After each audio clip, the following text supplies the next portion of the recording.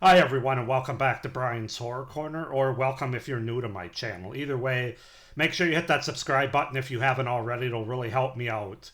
Um, with that being said, the movie we're going to take a look at today is one that I don't have the physical media for. Not yet, anyway. Um, I'm probably going to get it.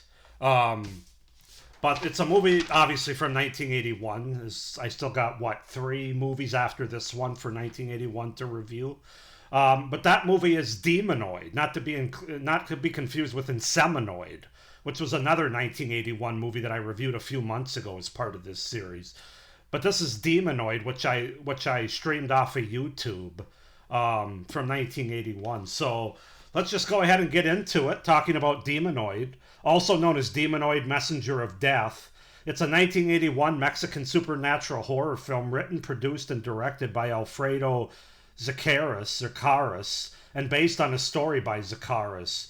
The plot centers on a group of explorers who find a mysterious hand in Mexico that causes madness and death to whoever owns it. The film, an English language Mexican production, was released theatrically in the US in June of 1981 to predominantly negative reviews. However, over the years it has achieved cult movie status. So basically, the movie opens 300 years ago in a mine located in Guanajuato,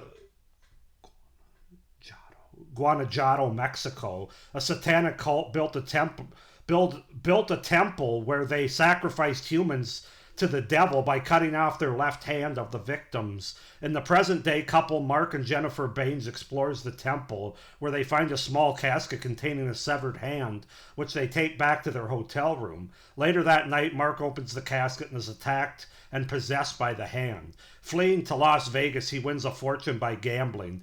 Hating being possessed, Mark attempts to sever his left hand, but is burned to death by his possessed hand. Mark's body is shipped to Los Angeles for burial.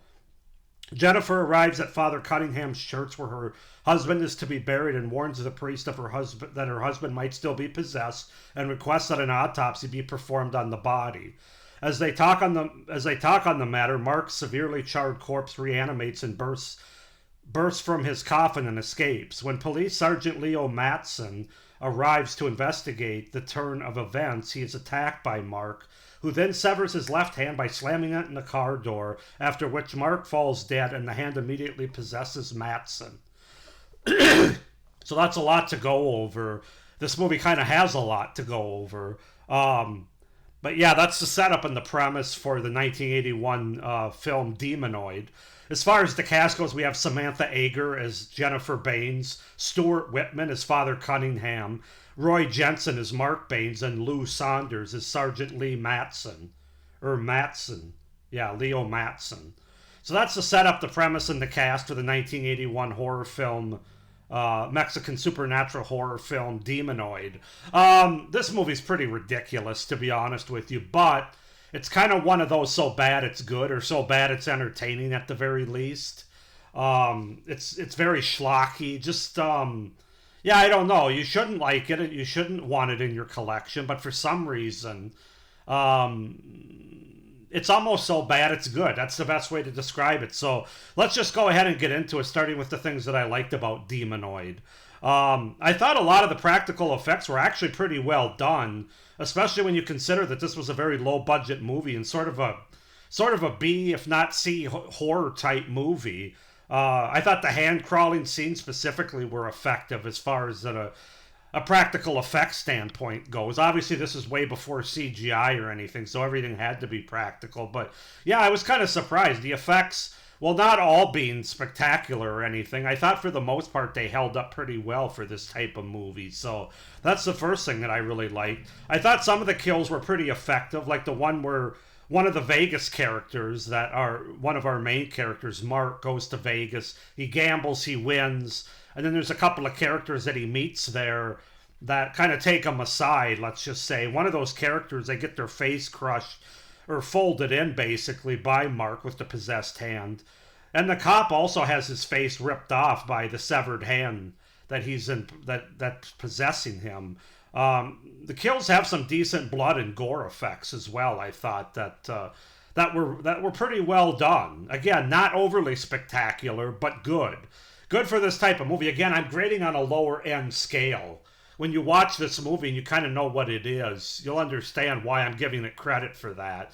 Because it's better than it has a right to be, given the kind of movie that it is and the low budget nature of it. The movie is really schlocky, fun, not to be taken seriously. Like I said, it's a so bad it's fun or so bad it's good. Between the acting, the story, and the premise and the effects, there's a lot of fun to be had here. So if you're somebody that can't, if you're somebody that's able to sit down and not take some movies, not take movies too seriously, at least some of them like this one, you'll enjoy it the same way I did. Don't look into the story. Don't try to make it make sense, because it's not going to. We'll get into that in a little bit here. It's just a fun. It's just a dumb fun time. The score is very, very all-encompassing and interesting as well, with a lot of 70s drama sounding score, as well as disco and some dark, mysterious, orchestrated and electric guitar riffs that are going on. It's one of the more, I don't want to say complicated, because there's nothing complicated about this movie, but as far as the score goes, they kind of went all aspects on it. There's, like I said, there's electric guitar riffs, there's orchestrated, mysterious music, there's drama, there's disco. It really does help to set up the atmosphere at certain parts throughout the movie, though. I give the score a thumbs up. Very interesting. And then I think the opening scene sequence I thought is effective, where we're 300 years in the past and we're kind of seeing these satanic cultists that are basically dressed like KKK members with these masks that they're wearing, and we see this woman who gets her top ripped apart, so you get a little full frontal nude. Well, not full frontal, but topless nudity there. And then she gets her hands severed off, which is a pretty effective, as they show the severed hand spinning around in this handcuff that they had her handcuffed to on the wall there. I just thought it was a very effective sequence, not only to let you know what you were in store for with this movie, but it just kind of grabs you and gets you in tune with the tone of the movie, I guess is the best way to say it, whatever that tone is. So I thought it was an effective opening sequence that was important to the rest of the movie. As far as cons go, not a lot happens or makes, I shouldn't say not a lot happens. A lot happens, but not a lot makes sense. Like why the cop needs the main character of Jennifer to go with him. He basically arrests her and under false pretenses to go with her to a plastic surgeon for him to get his hand severed off. I never really understood that. Why couldn't he just go there on his own? A lot of the movie just never really feels like the movie really knows the story that it's trying to tell. Like, it's all over the place. You go from, in present time, after the opening sequence, you go from these dark caves that these guys go into and find the severed hand. All of a sudden, next thing you know, they're in Las Vegas gambling. And then they go to Los Angeles with this church background and tone. It just doesn't jive. It's all over the place. I just don't think I think they had a lot of ideas and they really didn't know where to go with them. And you can tell when you watch this movie.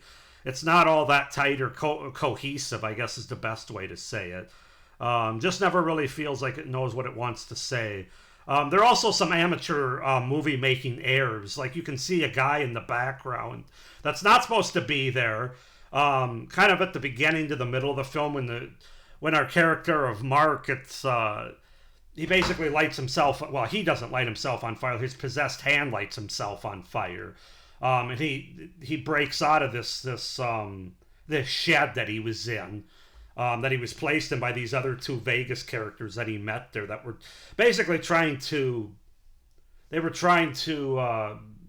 find out exactly how he did so well gambling. But that's just another plot point that doesn't make any sense. Anyway, as he bursts out of this shed on fire, you can see there's a guy in the background, and there's a dog as well in the cave scenes that I don't think is supposed to be there. It gets excited when there's an explosion. There's just a lot of amateur filmmaking errors that I can't believe they didn't edit them out. And then finally, I'm not a big fan of the very end of the movie. Like, we have our big climax and confrontation with the priest and the character of Jennifer, and it goes down how it goes down. But then, of course, they don't end it there. Then Jennifer goes back to her home, wherever, and all of a sudden she starts noticing water in certain places, and a package is delivered to her.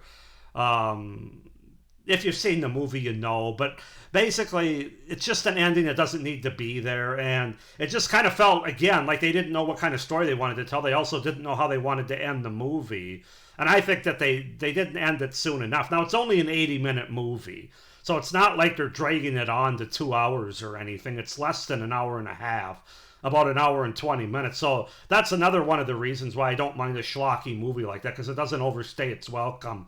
We can chalk that up as another pro, but I'm just not a big fan of the way the movie ended overall, for what we watched the hour and 15 minutes before that. But with all that being said, I mean, you could do a lot worse than this movie. Again, it's very schlocky, very 80s, very amateurish in a lot of ways, but the score is pretty incredible, just with all the different riffs that they have with it.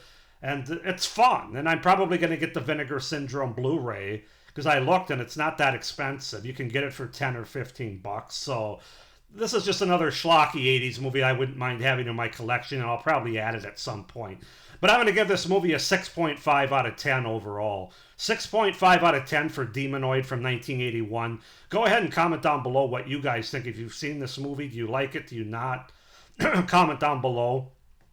Please like this movie, hit the little notification bell, and subscribe to my channel, as I mentioned earlier, so you don't miss any of my upcoming reviews. Still 3 movies to go for 1981. It feels like I've been reviewing this, I've been looking at movies from 1981 all year, and that's because I pretty much have been, minus the month of March, where I was looking at the Leprechaun franchise. But 1981 has a lot of horror movies, man. Not just slashers, which of course that has the most slashers of any year, but just in horror movies in general. This is going to be a really hard top 20 horror movies of 1981 for me to do.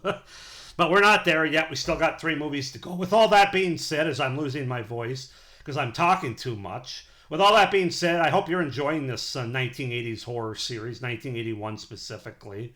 Hope you're doing well, and as always, stay scared. Bye.